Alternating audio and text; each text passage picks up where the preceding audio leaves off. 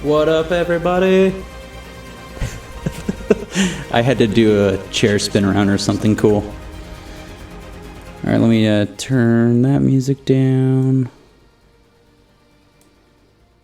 Hope everyone's doing well. Cool. Just making sure I can hear myself. Cool. All right, I don't think I need that anymore. Who do we have? Say hello if you're just joining us. Denver, what up? How's it going?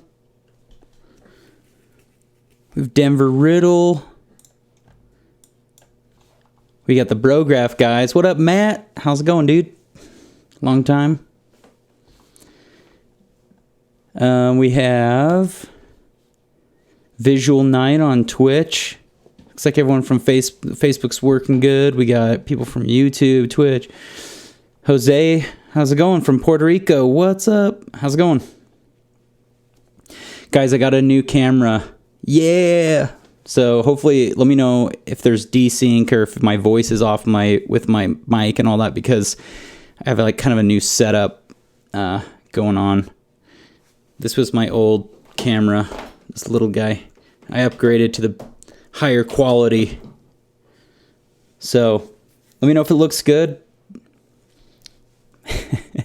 Denver Riddle from Color Grading Central. He's the guy who inspired the name VFX Central. So I don't know if any of you in the chat do any color grading, but yeah, Denver Riddle's the color grading master. Good. All right. So it's looking good. Cool. Yeah, guys, today we're going to be talking about R20. So that'll be fun. We're going to talk about all the new C40 goodness. I haven't been able to chat about it because I've been a little busy. Let's see. We have George, the Caribbean. Wow. Oh, we got Brendan. This camera is the Logitech, what is it? C9. I got to find the box. I can't remember. It's a new one. But it looks really good. I was checking it out. And I wish you guys could see behind my monitors, because I have these cool, nice red LEDs, so it like separates my monitors. It's looking beautiful.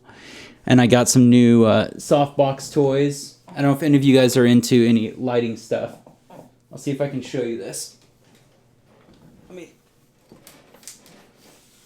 you guys are into any lighting gear, I got these really cool.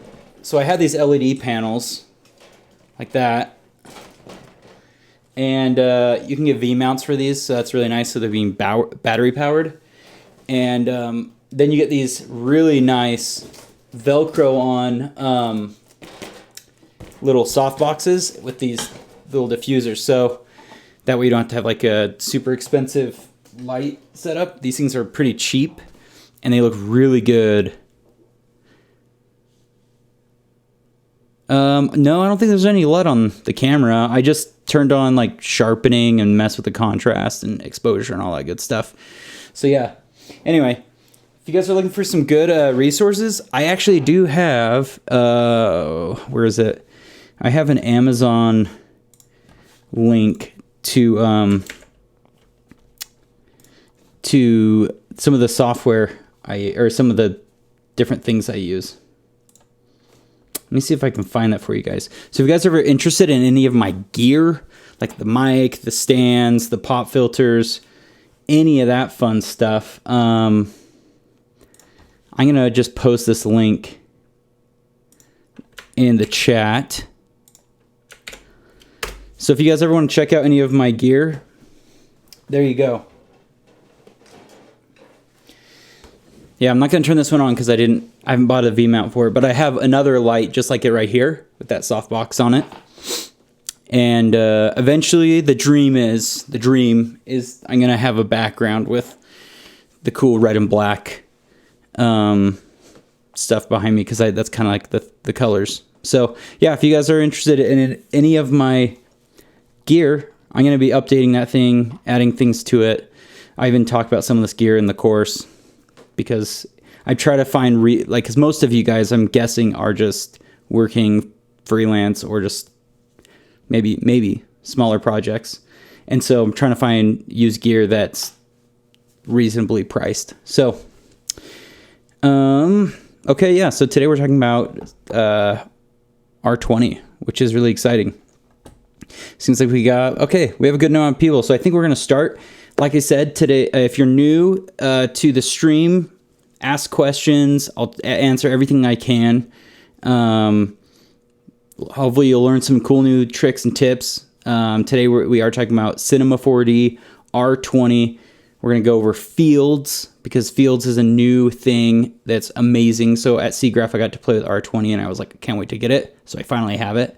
And so we're going to play with that. We're going to play with some of the other cool things. I may even show you guys how I do set up my whole look and why I set it up the way I do. My whole theming on Cinema 4D. Because I've had some people mess with me, like, how did you set up your project to always start up and look like this or this? So I think I'm going to start off showing you guys just basic C4D stuff a little bit. So be patient for some of you that are a little more advanced, and then we'll get into the fields and stuff, and volume modeling and all that other good old stuff. We were supposed to do an interview with Peter. Didn't work out this week. Hopefully we'll get him next week. He's an artist, really talented artist. He also watches the stream. So if you're on here, Peter, say hey. And what else? I'm trying to think if I remembered everything. Yeah, okay. I think we're going to start. Also, those of you that are new, VFX Central. Head over to VFXCentral.net. We sell a bunch of cool VFX stuff. So I'm going to pop over to the other screen. All right. So yeah, this is VFX Central. My training is coming out here soon, which is really exciting. And yep, we have a bunch of products, flares, all this good stuff. If you guys are into doing, we've used some of these on these different projects, with different people, Lucasfilm, Disney, all that fun stuff. Anyway, and oh yeah, I started doing, this is also new. I started doing, thinking about doing some posts, a bunch of blog posts on a whole bunch of VFX breakdowns, because I love VFX breakdowns. I'm a nerd. I love it. And so it's fun to post a bunch of this stuff. So, yeah, Brograph says fields. I can't stay even if I'm Team Octane. You can stay, George. I still use Octane. I'm not an Octane hater. I like Octane. I just prefer Redshift. Yeah, guys. Oh yeah, check out Denver Riddle. He's in the chat on Facebook, but if you guys haven't heard of Cinema Grade, he created a really freaking rad grading software that it's pretty amazing. I haven't been able to use it yet, but from what I've seen on his demos, it's all touch. So you just click on a point of your screen and you can grade that part of it. So it takes out the going between different like toggles and stuff. So it's really cool. Training using the software. Jose wants to know. I'm using. This will be fun. We are actually doing Fusion and Nuke. So I have Fusion. I finally got the new Fusion, and because I was using the free one. So we're doing Fusion and Nuke.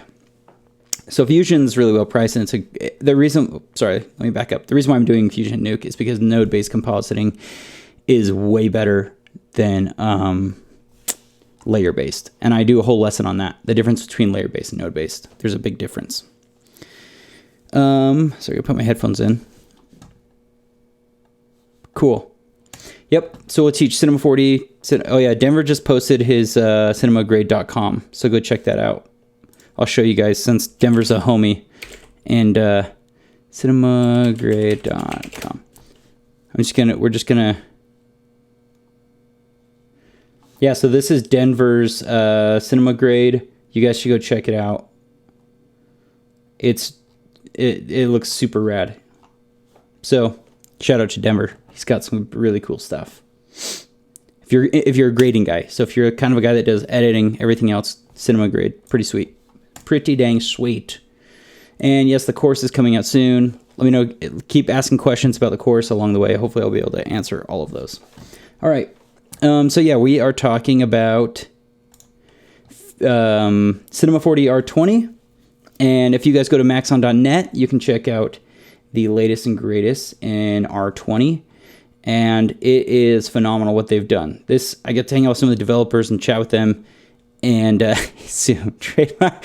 I know, guys, it's taken me a long time to get the course done. I apologize. But I'm on the compositing lessons. So I just did simulation, rendering. Now we're on the compositing chunk. So all of that other stuff is done. 17 lessons, and we are on, I think, 15. So I'm close, because then there's Nuke, Fusion, differences, and then I do compositing in all of it in Nuke and all of it in Fusion. So that's why. Anyway, R20, they have a new node-based materials for their Pro Render, which is sweet. Fields, that is what we're going to talk about. Fields is super cool. They do have, I don't know about CAD, so if you're a CAD guy, pretty sweet stuff in there. Volume modeling, this is so cool. We're going to play with this volume modeling. It's amazing. Uses voxels. Kind of like in we've done some 3D coat tutorials, when you sculpt you use voxels, very, very similar. Pro Renders all enhanced. I know they have some good subsurface scattering. You can check it out right here. So, and multi-instances, massive clones, and a bunch of other fun stuff. So let's jump in to cinema. So George, I have DaVinci Resolve and I have Fusion. So I'll tell you guys the difference that I've had, because I ran into an issue. So with DaVinci Resolve, and I paid for both of these, it comes with Fusion, and it's really good if you're just doing some keying and a couple basic things. I ran into an issue, and let me know if anyone else has this issue. I ran into an issue where it was crashing and saying that I was using too many GPU nodes, and I kept hitting this wall when I was trying to do bigger and bigger composites within DaVinci Resolve, and I don't know why. So I finally just bought Fusion 9 Studio, and the reason why I got Studio is because then I wasn't limited by just 1920 1080, because the free version is 1920 1080, and I think it has some 3D limitations in compositing. So I got the Studio version, and it's been awesome. And I actually migrated my Nuke hotkeys onto Fusion, so that's also been really helpful. So yeah, so we'll do Fusion and Nuke in the course. All right, so let's jump in, and I'm going to show you guys how I set up kind of my projects. So now I have these really helpful little tabs I like to put right here, because I just felt like this space right here, I just wanted to utilize it a little bit more. So I have my MoGraph stuff, X particles, hair, and rigging. And then tools I use a lot, like up here, and I'll show you some of them. Oops, look at object mode. All right, so a couple tools that I like to use a lot is, so you have two objects. If I make this a child of this cube, let's make this cube maybe bigger, and this one smaller. So if I want to migrate some of my position, scale, rotation, I like to have this right here, reset PSR up here. So every time I just make it a child and reset it. That's just something handy I like to have. Then also, you know, select children. So if I had multiple cubes, I like to be able to just select them like that. View center. So yeah, there's just a lot of different little things like this. I have set as parent. Let's see. I can't remember. I think you do this and you go. There we go. Yep. So you just click on it. So click on this and you go set parent, and you click whatever one you want to be a parent. Oops. Come on now. Oh yeah, you gotta select both of them. There we go. Boom. So that's how you do that. Yeah, Nuke is super expensive. It's like $9,000 or something. Nuke X. Okay, so the other thing I like to have that's in my toolbox is painting, and we'll use this a lot, is having the weight painting tools available. Let me increase this. I'm going to turn the display on. Sorry, my computer's super loud. Okay. Yeah, weight painting. I like to have the tool right here just so I'm not looking for it. This is just handy to have like that. And it creates weight paint. And other tools, I like to have the paint tool so that I can model things quickly. Guys, there's so many things I want to show you that I don't even know where to start, but we'll just, so anyway, I like to have these tools really handy. And then magnet tool, so I can like push and pull stuff.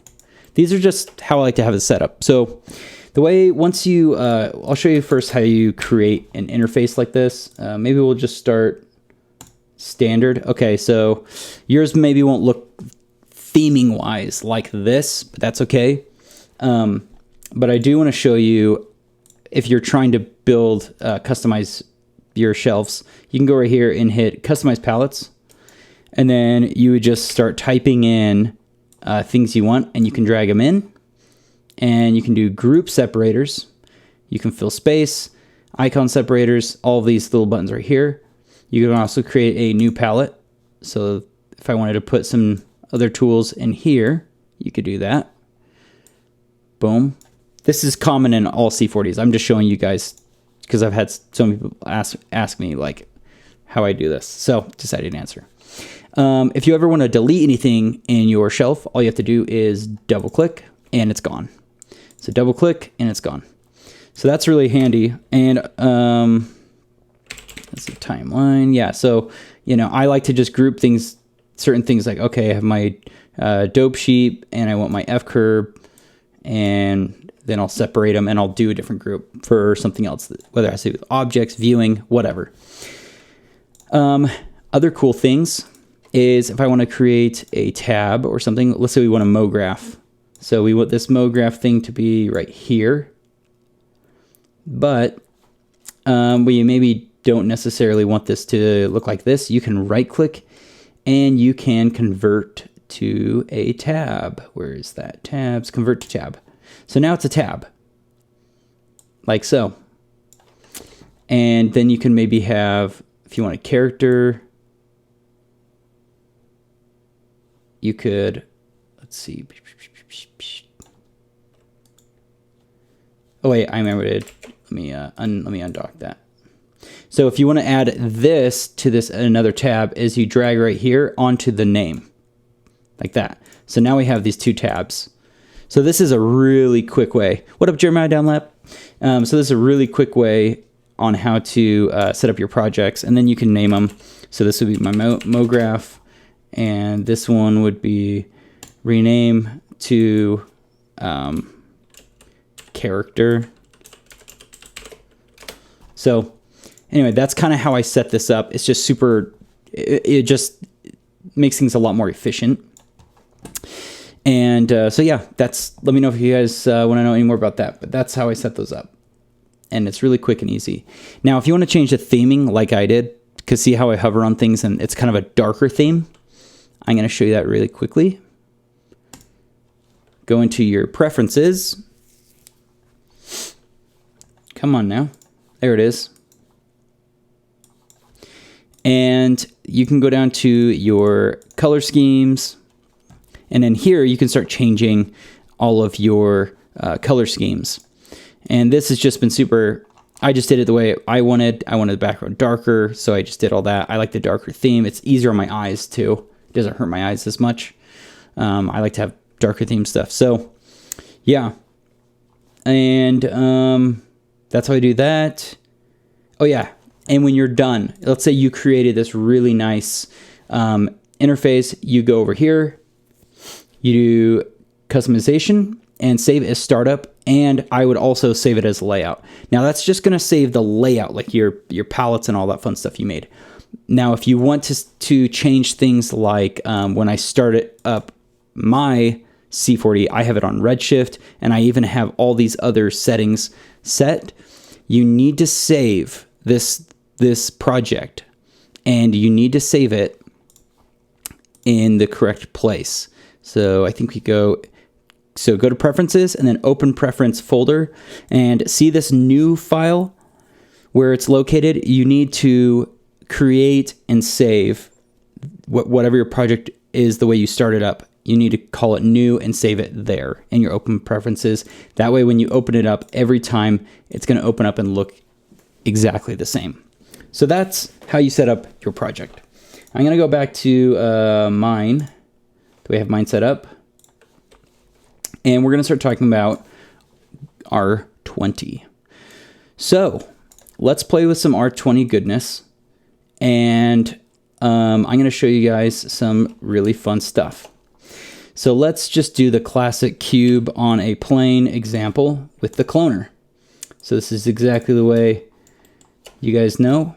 But the cool thing is we can do the multi-instancers. So I'm going to have this cube populated on here, and it is on the we could put it on the instance mode. Let's see, multi-instance mode. And so you put it on multi-instance mode, and if you go to points, now you can see they're all these points represent a square. So each of those little points are a square. Or you could preview it as a matrix, which is essentially what we have it, or a bounding box, or the actual object. So if I did the matrix, it's just going to be these little cubes. But now you can see we have, what is that, 10,000? So we could do 100,000 cubes, and it goes pretty fast.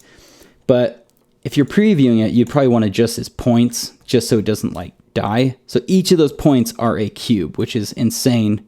And then when you render it out in the pro render, you'll be able to see every single point represents a cube. So it's just like the scattering tool. Let's turn this down just for demonstration purposes. I'll give one more 0. And I'm going to go back to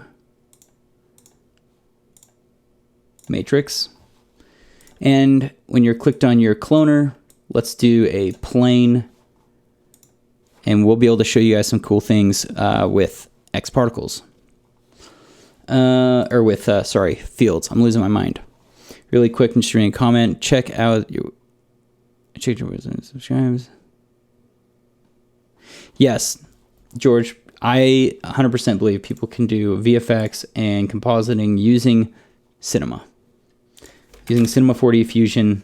It's totally possible. Actually, if you ever watch any of the Cineversity things, you'll see a lot of people that worked on Batman v Superman, Avengers, a whole bunch of movies. They use Cinema for they mostly use it for the UI stuff, but I think people can be using this for visual effects. So anyway, so with the plane effector, usually you have a fall off, and basically fall offs have changed now to fields. And so you need to just choose a field that you want. And immediately when I add this spherical field, and you can see all those little cubes are being affected by that, which is so cool. And then if I play with your parameters and maybe scale, we could do a uniform scale, turn it down to -1, so they're like disappearing. Let me make this window bigger for you guys so that you're getting as much viewing as possible.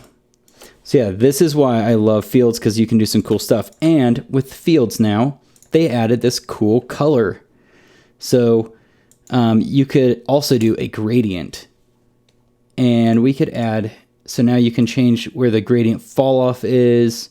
See, this could even be used as a mask. And that took like no time. Yeah. So let's say we want to load a preset. They have these really awesome presets. And now when you move this thing around, boom. Pretty dang cool, I must say. And the fun thing is you can keep adding on these different effectors. So let's add a random effector. Make sure that this is part of this as well. So this random effector is making things go all nuts. But what we can do is also go into the random effector and the fall off, and guess what? We can drag in that same spherical effector. So now this is affecting the plane and the random. I don't need to create two separate effectors on this. It just works perfectly, which is so cool. And then there's different types of fall-offs you can do with these fields. So right now we are on, let's see, remapping. Okay, so right now we're on none, but you could do quadratic. So as you can see, we're bending and playing with the effect of this fall-off, like that. And quadratic is a cool way we can do it. So look, you could even have this thing where it's now like pixely, but it still has that randomness. And we could do step. This is a really cool one. So right now it says 1 step, so it's just going to cut it off right there. The more steps I add, you can see, let me turn off my random effector. Now we have this really cool way of adding these steps in here. And then you could just play with the height, so it changes the color. So like you could see this being used for like an Iron Man HUD effect or anything like that. And I literally haven't made any keyframes. I would just have to animate this thing and moving around or growing or scaling, and it would change on the fly, which is really rad. And then you could add some randomness in there to change it up. But I may not want to add it that much. Maybe we'd want to add like rotation in the randomness. So now you can see our cubes are all going to randomly be rotated. Oops, and let's just move this thing around more so you can see.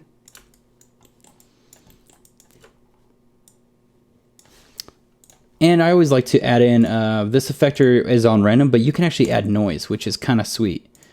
So if I hit play, you can see there's a noise undulating on the random rotation, and then I can just move the fall off around as well. So that's pretty rad. Okay. Some other cool things. So I'm going to actually delete that and delete that. And we're going to go maybe I'm just going to start from the beginning again.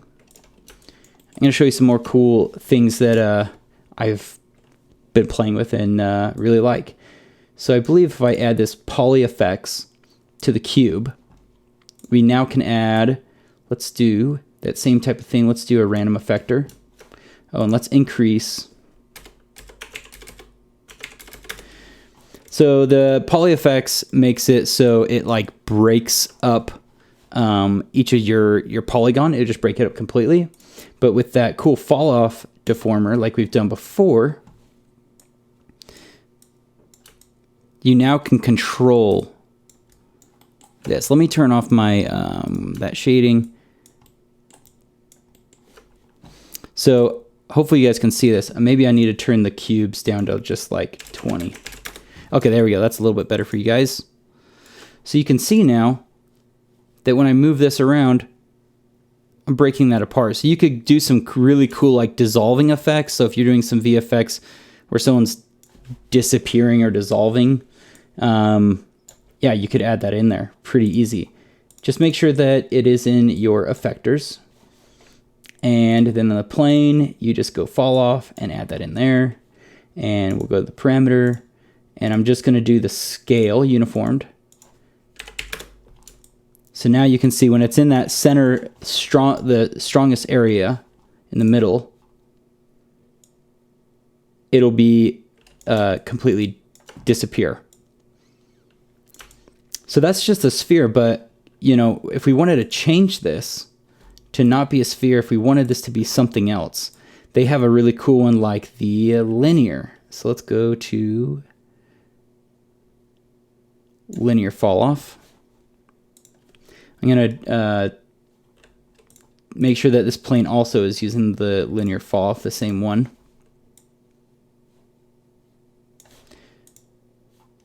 I'm going to turn that off, and I'm going to turn off, actually I'm just going to turn that one off completely.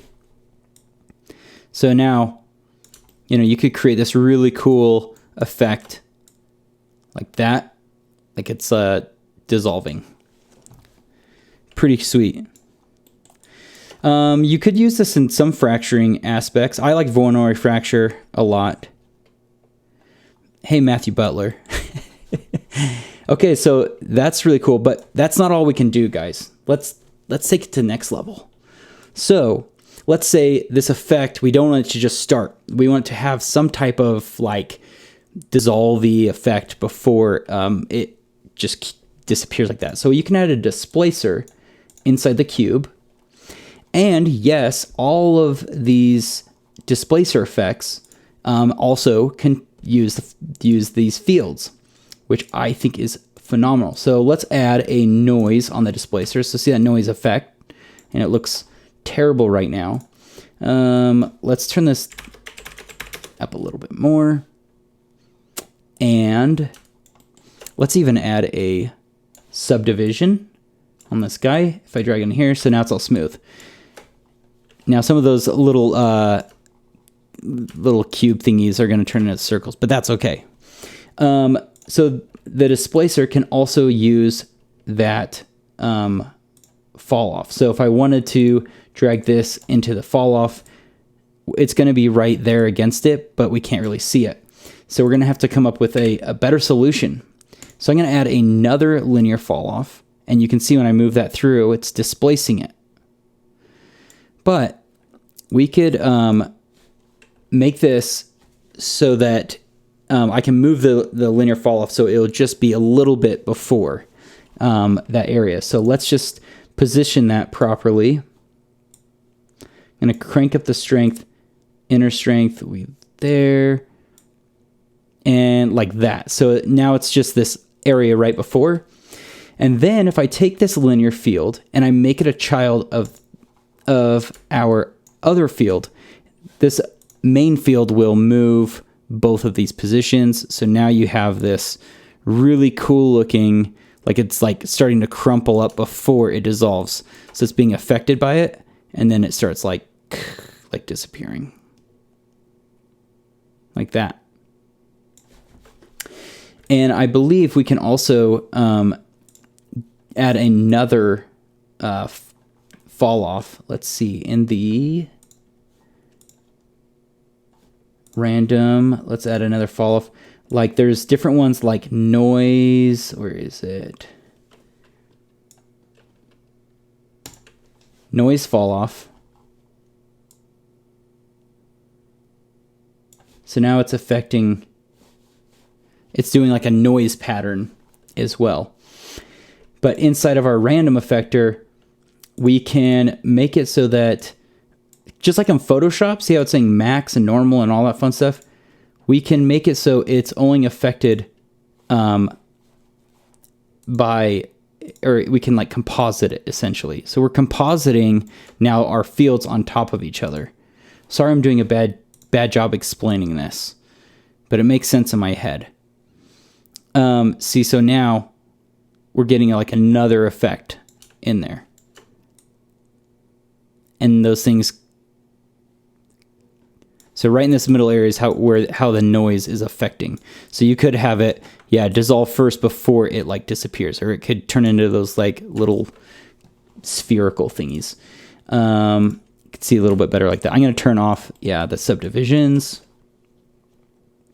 So like I said, if I move this, now we're getting this really cool effect, and then it disappears.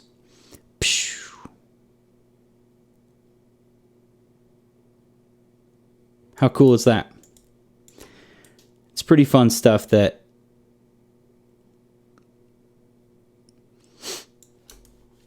cool. Then I do believe that we could also add a let's add a simulation tag, rigid body, and have it go on velocity. So let's see if that worked. So I'm going to hit play.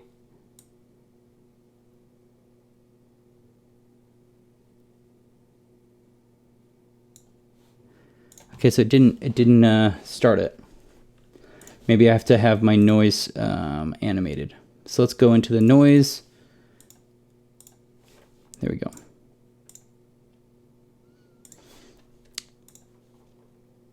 Velocity peak. So I'm trying to trigger dynamics, basically. Shape, let's do...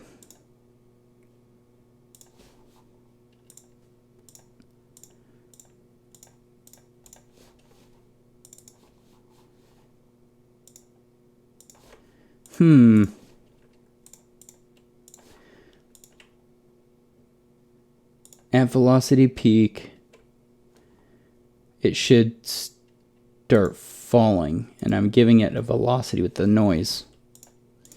I may have to put a MoGraph. Let's try this. MoGraph tag, paint tag, where is it? MoGraph tags.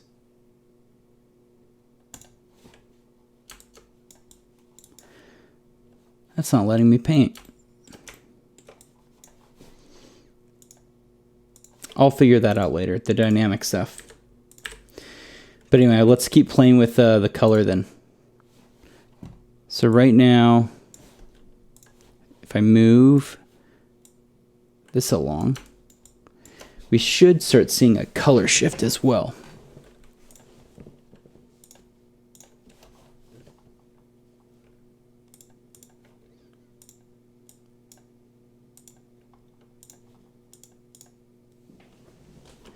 Hey, what's up, Intelligent Machine? Visual Nikes, looks like solar bidding.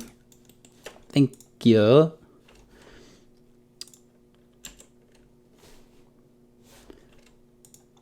I'm really wondering why this isn't changing my colors.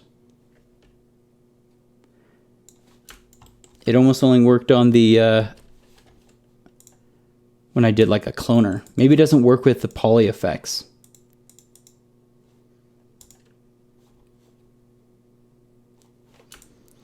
Oh, that's interesting too.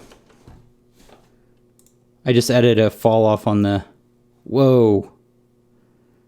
I don't even know what I just did, guys. That's pretty interesting though.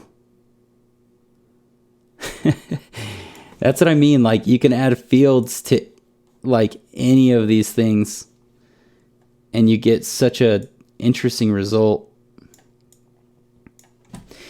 But I am wondering why my maybe it's in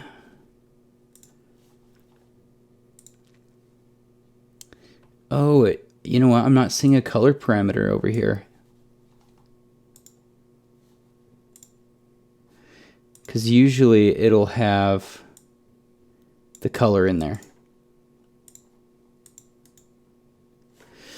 Let's do a little test. Cube, cloner,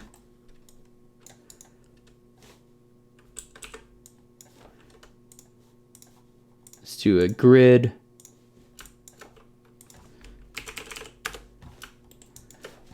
We're going to add another plane effector with a noise. Yeah, we'll try the noise fall off.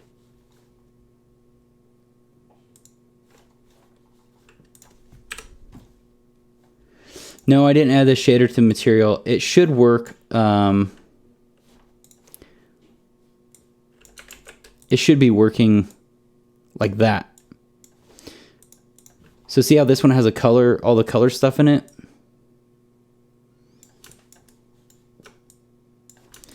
I'm curious why I don't see those same param. Oh, so this one does have it.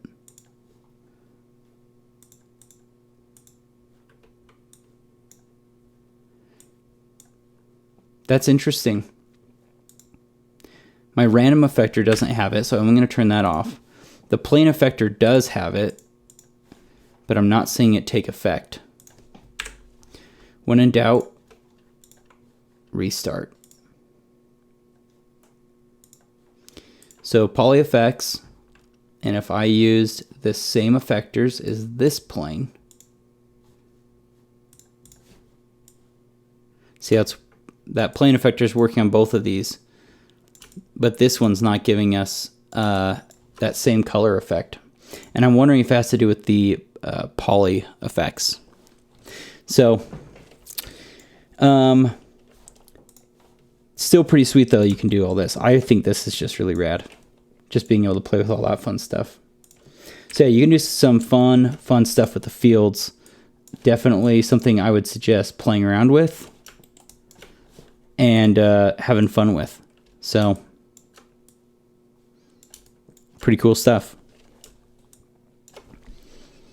Yeah, it could be order of operation. It totally could. Sometimes that is the case, but it's weird that it wasn't working. So if I did that same poly effects in here, and I say use the same effector, see, it's not going to change the color of that. So it may just be the poly effects. Certain things don't use it. Who knows? So the other thing I was going to show you guys is the volume builder. So I mean, there is so much. Well, I don't even know. Should we? There's so much more to go into on these fields. My brain's like, well, you could show like a million other things. Okay, we'll do one more thing in fields. I just decided. So we're gonna do that displacement one again. So we can go displacement on this plane, and I can put it as a subdivision as well, just so it looks nicer. And we're gonna add that noise in, and of course we're gonna do this spherical effect like that. So that's really cool because you can use this to affect it like that. And I believe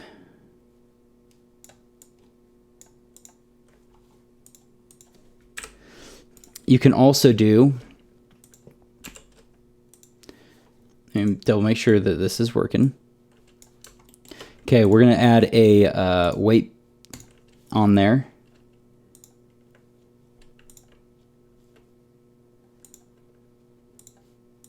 And I believe you can add a weight in here as well.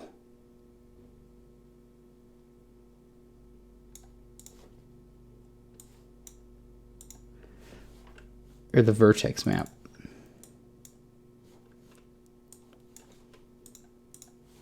I don't know why that's not working. I had that working just the other day. It could be because I had that full strength first. Maybe you have to set it to 100 first.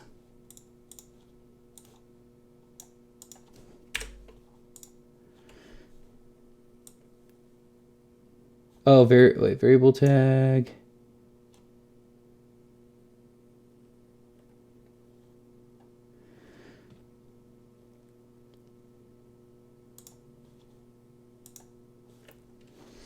Oh, do you know what I think it was? We're gonna test something out. I was doing a couple different things the other day, so I'm getting some things mixed up. I also think you can have objects be fall-offs as well. See how it does that? So before this thing touches it,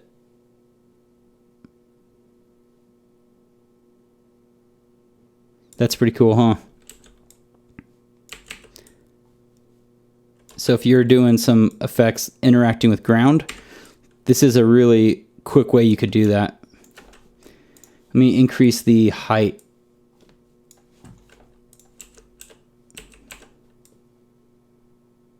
I mean, it's kind of a weird effect,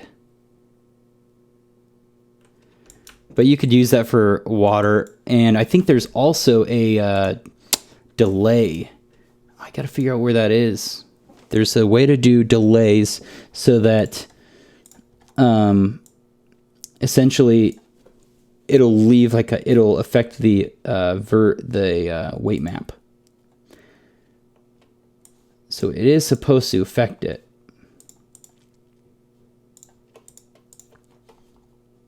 I'm just curious why it is not.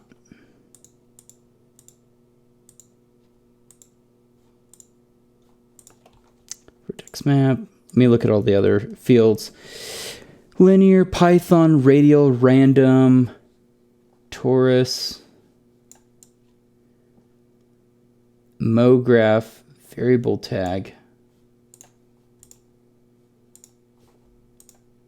Oh, there we go. What the heck? That one worked.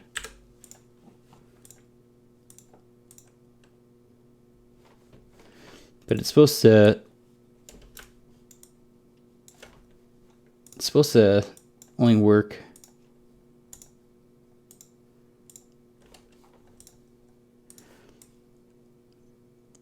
Guys, I don't know why the heck this thing's not doing what I tell it to. We'll have to keep playing with it. Oh, use fields.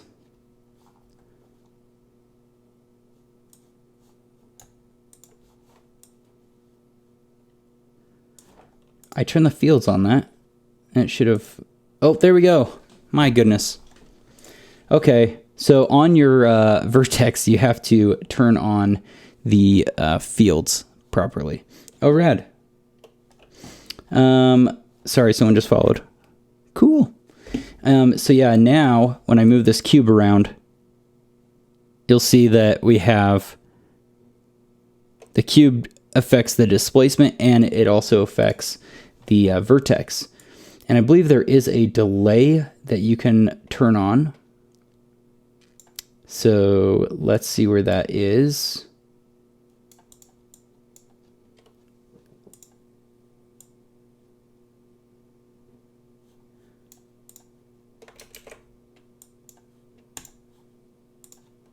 I don't know why that's grayed out though. That's very interesting. The delay should be on and working just fine. So if I was to animate it, it would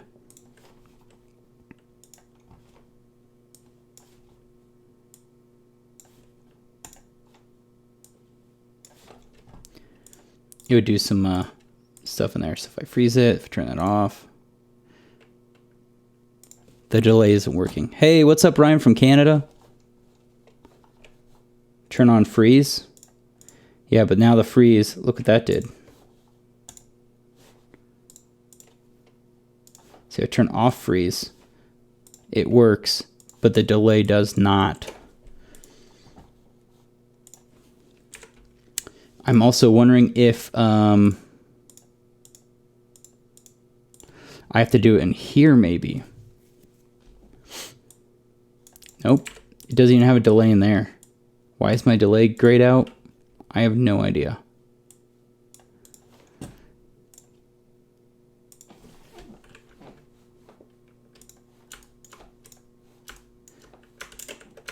Oh. Okay, now we're going back to Vertex. Bottom to the top.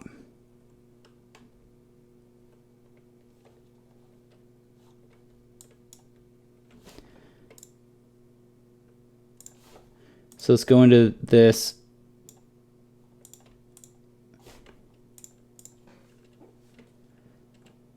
So now the freeze is on. Let's try to do that delay again.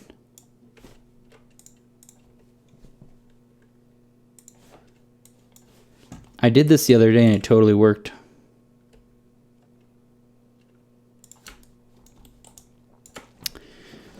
Yeah, it's add the delay to the top.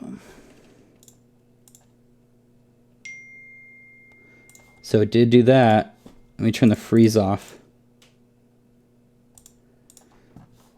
See, the question is, sorry guys. Does it go in my, in here or there? That's the other question. Oh, it did something.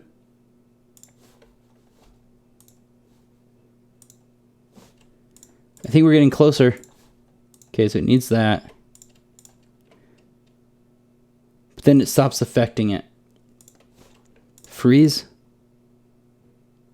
Guys, we're getting closer, I swear.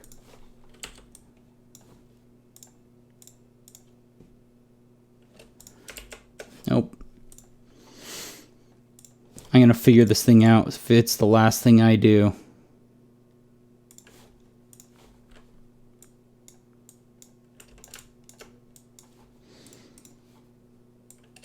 I don't know why that's it's supposed to delay it more.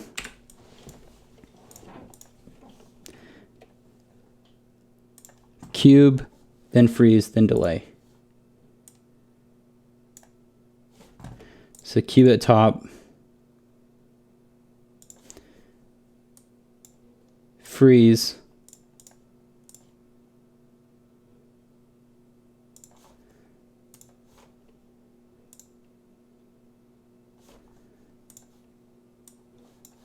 it's definitely on, but is it in the displacer? That's the other thing, is like, what's the difference between, oh, there we go. So now I want to have that undulation, and I also want to have a trail being drawn from that.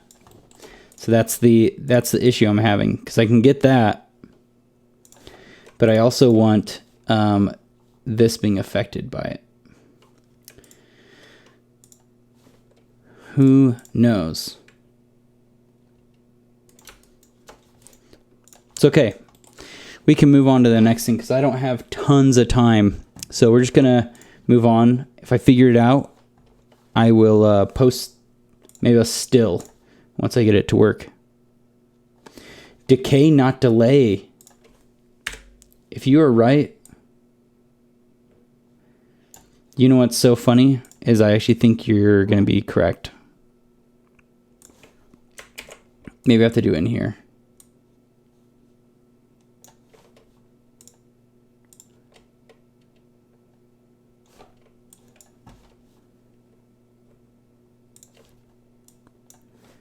Put it at the bottom.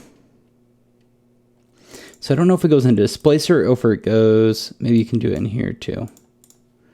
I guess it depends on what I'm doing, right?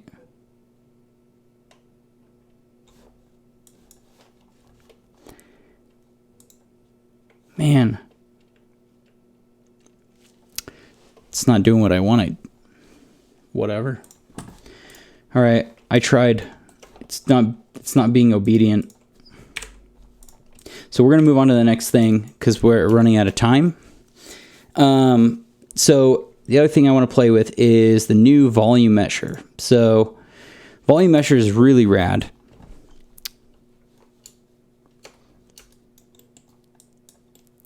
And the volume mesher is a way to build really complicated shapes and create some cool looking models easily.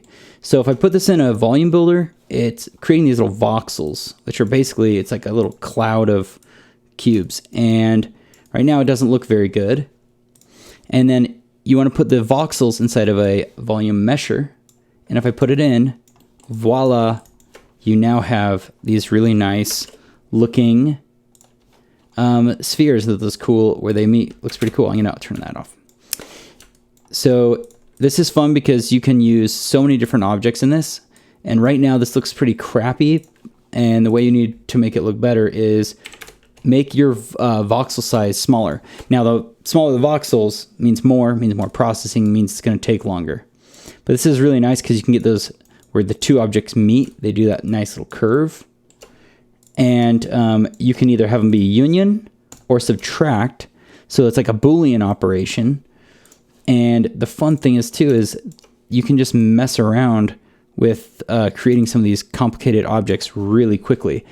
And the more objects you throw in here, boom, it'll just adapt to it really easy. Obviously, you'd have to turn the segments up on that. But look at that. You're able to kind of create something that modeling, you know, that would take a really long time. And that's not all. You can also use a cloner. So we're going to do cube inside the cloner. Cloner is going to be grid array.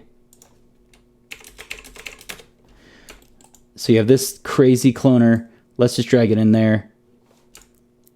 And let's maybe turn that down to 555. But you can see these cubes are all now interacting with these objects. And yes, you can have these subtract. So now you're cutting like holes or some type of pattern inside of your object really quick. So you can use this for like windows on a building, sculpting like really complicated buildings really quickly. And then you can just hit C and create a whole mesh of that. Now, it is going to be a messy mesh, and so UVing it's not going to be very fun. But you could texture something with like a cubic texture. So that's really handy dandy. So yeah, let's see what else we can do with this thing. So you could just create some cool shapes really quickly and stack them the way you'd want. And then in here, move them around and just tell them what you want them to do. Intersect, subtract. Oops, grabbed the wrong thing. So how cool is that? I think this thing's pretty rad. So creating really complicated geometry very quickly. And you also can add a couple of other fun things in here, like smoothing. So you can smooth these out, and you can choose where you'd want them to smooth the whole thing, and play with all these fun little trickaroos in here. So yeah, you can imagine all the possibilities with this thingy. Reshape. This is going to help you reshape things. It kind of extends things out a little bit. So, you know, that's starting to look like maybe the moon.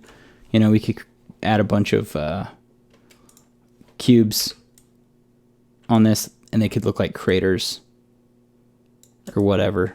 Or cheese. If you were doing cheese, this may be a fast way to do something like cheese. So you really just got to play with your imagination a little bit and create some cool stuff. So instead of like cubes, we could actually throw a sphere in there. In the cloner. And delete that. Change the size of these little. Oh. Radius 5. Let's do 5.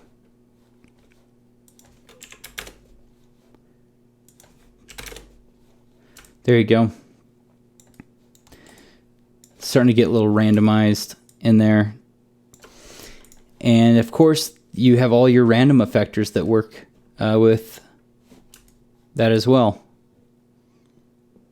So that something like this would take, I think, a really, really long time to model. And so it's really nice that you can kind of throw in something like this. You know, you can make it look like concrete got broken up very, very quickly. I'm going to turn down the voxel size even more so you can kind of see. And we could throw in a smoothing layer, smooth it out, turn that down just a little bit, the strength of it.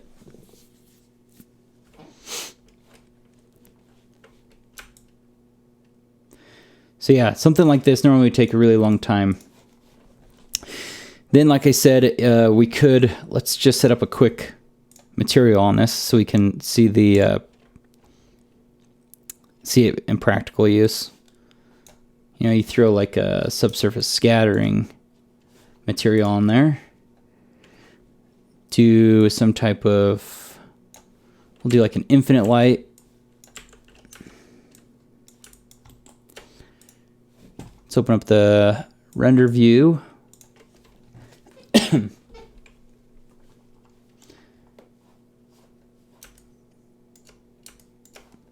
Let me change really quick the size of this, 1920. Oh, whoa.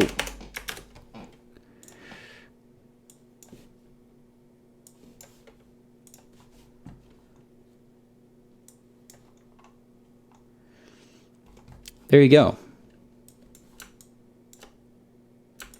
This cool like subsurface scattered thing. You know, you can have fun with it. Turn up the reflections a little bit. I want to see if I like to do GGX. Oh yeah, let's maybe add some bump and see if we can get this thing looking even more crazy. And I wanted to see if there's, oh yeah, let's do cream. There we go. And let's add a bump layer.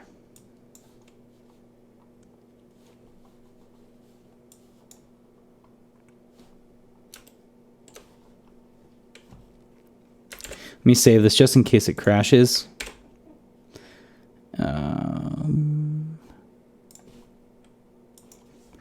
R20. So, like I said, it doesn't use UVs. It uses you have to do something like cubic because we sculpted this. But we could do a noise. I think we have to add a bump map. Plug this into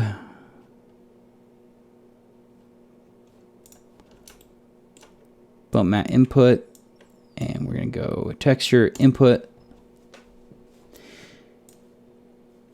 And I think we need to have this, because right now it's on UV, I think we need to go cubic.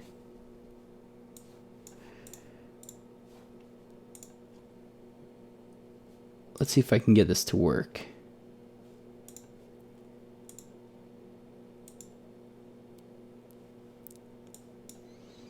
Maybe I can go directly into the bump input on that texture. Looks like something changed. Oh wait, there it is. There it is. Yeah, so it looks like they already have that built in. They've changed some things. This is a subsurface scattered object. Let's go 1. I think if I go 10, 10, 10. Where's that? It's supposed to be 1, 1, 1. Then make it smaller.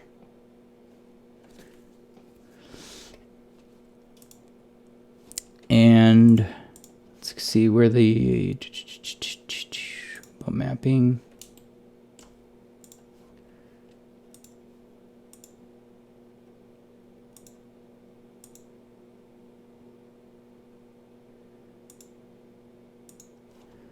Looks like it's not doing as much as from Ghana. Someone's watching from Ghana. That's awesome. What's up? I am starting to see some of the bump, but I want to make this a little more intense. Like if I zoom in, you can see we're starting to get some bump in there on the surface. Let's go 0.2.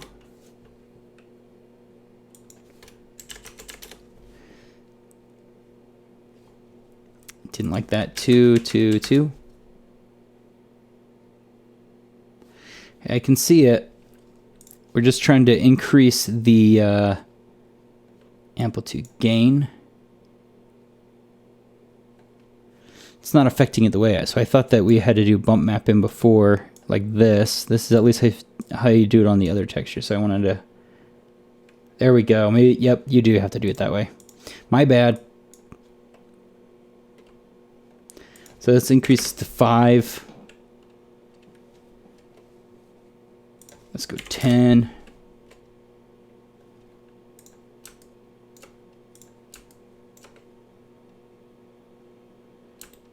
That's looking pretty gross, just the way we want it.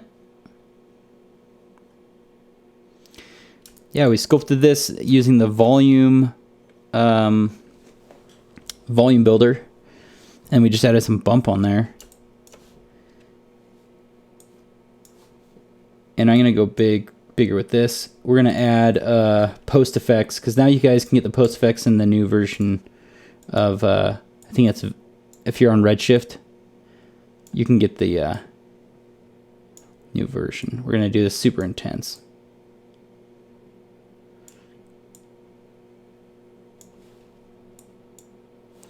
It's pretty gross. Got the trail effect working in this order. Displacer, top to bottom. Delay, add, freeze, add. Cube normal. Intelligent Machine figured out how to do the trail effect. So he says if you're doing it, and the displacer, you have the top to bottom, delay, add, freeze is on add, cube normal. Thank you. Thanks for doing that. Appreciate it, man.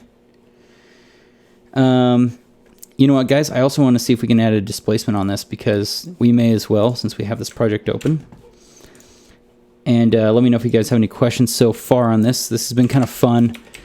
I'm sorry about not having some of this stuff figured out fully. This was kind of me just playing around as well, because I wanted to see some of the fun new things in here. This time, let's bring in a texture. So just drag a texture in here. Let's go here. Materials. And what should we use? I just have some masking materials, maybe. Yeah, we'll just grab one of these guys for now.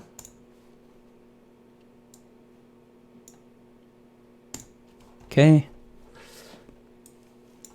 Now we have to make sure that, of course, we put a redshift object tag. Turn that on. Turn displacement on. Doesn't need to be smooth. Now we should start getting some displacement in there. There we go. You can see now we're getting some of those little areas popping up.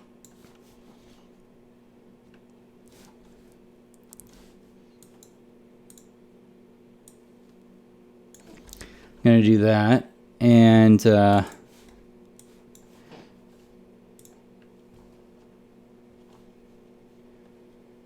let's play with, let's go back in here, displacement.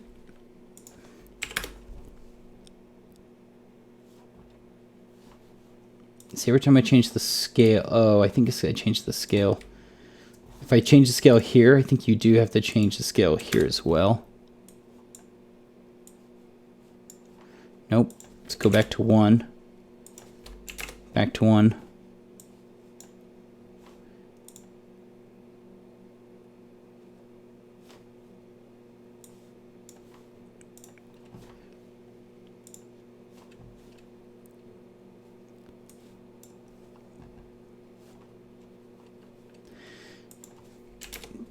Scale is always a weird thing to me on, oh, there we go. On displacement. That thing is looking disgusting. Guys, I don't even know what we created. I think we should put it to death, though, because that thing is nasty.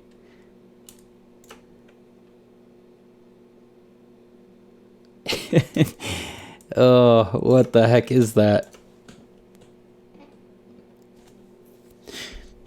That's why I love playing with all this stuff, is you can just get the coolest, most abstract stuff in the world just playing around. Honestly, some of these live streams are kind of therapeutic for me. Because they're just, you get to just kind of have fun, play with the different tools. Cool. I'm going to do like a higher render, and let's see what that would look like. Okay, I'm going to read some questions that I've been hearing go off as we've been doing this. Visual Knight says, question, a bit off topic. I have Redshift 2.5. How do you convert standard texture? Everyone I've seen use that plugin that does it. Okay. Yes, you do it in Redshift. And I've had so many, I'm glad you asked, because we've had so many people ask about this. So I'm going to finally just show you, because I've done it, but it seems like some of you guys aren't seeing where this is located, and that sucks. I get it. So let's solve this. So if you go, let's say you have a new material. This is your C40 material. And make it red.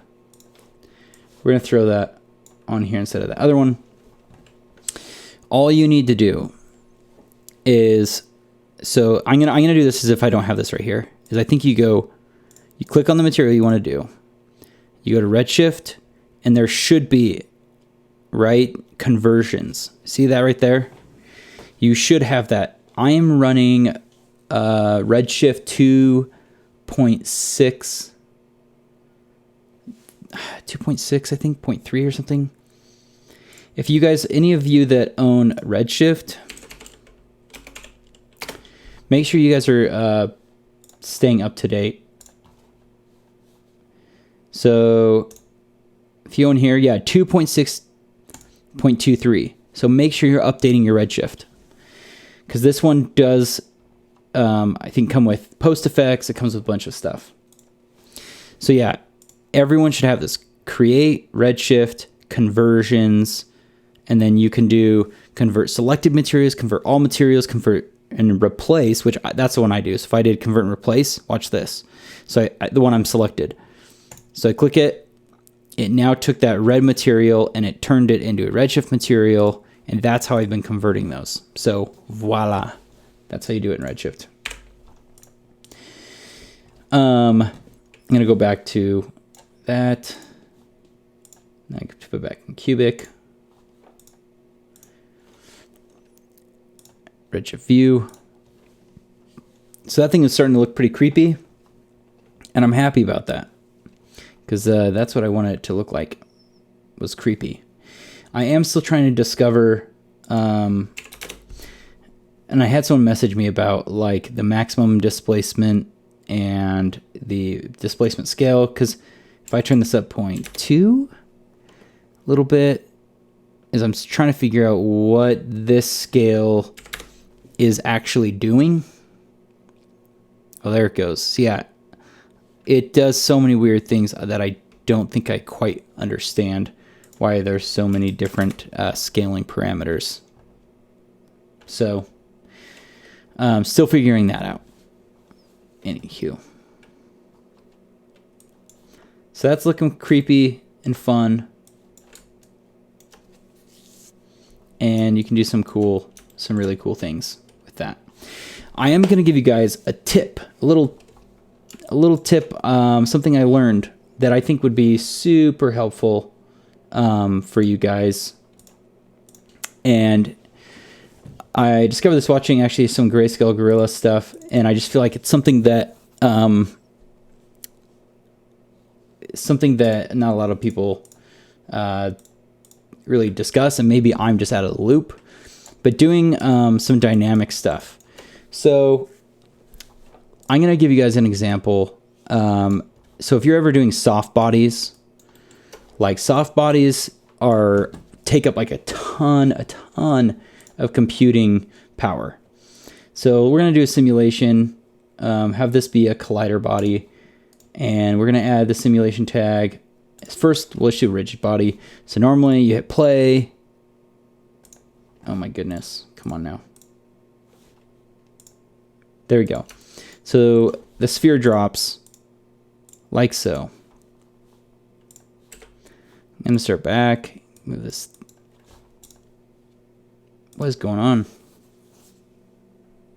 Oh, I'm going to delete the volume measure. That thing's taking up. Okay, there we go. My goodness, what is going on? Okay, there we go. So we have this thing dropping. It's hitting. And once we want to start adding maybe soft body dynamics in here. It starts getting it can start getting really messy. Like the soft body stuff is cool, but it can really, I mean, that looks fine right now. But if I was like, oh, it's too choppy, like too many polygons, and I start subdividing this thing up. Let's say we have like a high poly thingy. Let's say that's 100 polygons. Let me turn the display on. So now look, when I hit play, it may even crash. Like, I can't, okay, yeah, I can't even, it won't even play back for me. So that's a problem. And I want to be able to do some cool soft body stuff on a nicer looking poly. So I'm going to turn this back down to like 20, where it played back really nice. And what I'm going to do is I'm going to duplicate the sphere. And I'm going to have this sphere be, just for example, I'm going to have it be transparent. I'm going to scale down. So now you can see there's a sphere inside of another sphere. But we're going to make this inner sphere like 150. Okay, it doesn't have dynamics on it. It has nothing else on it. But I turned it up to like 150. And right now, like I said, only that cube's going. But there's a really cool deformer that I feel so stupid for not knowing. And it's the mesh deformer. So this is really cool. So I think I just put that in there. My high poly in the, maybe it's at the bottom. Because it's a deformer. So you put the mesh as a deformer to the high poly. And then it asks for a cage. And the cage we're going to use is our low poly. Now, let's see. Oh, yeah. Now I have to hit initialize. Now they're connected. And now I have, let me hide the cage sphere. So now, remember when I hit play, I couldn't even play back that simulation of the high poly being deformed because it was just like not having it. Now I can have a super high poly object being deformed really nice. Look at that. Before that thing wouldn't even play. Now it's just totally fine.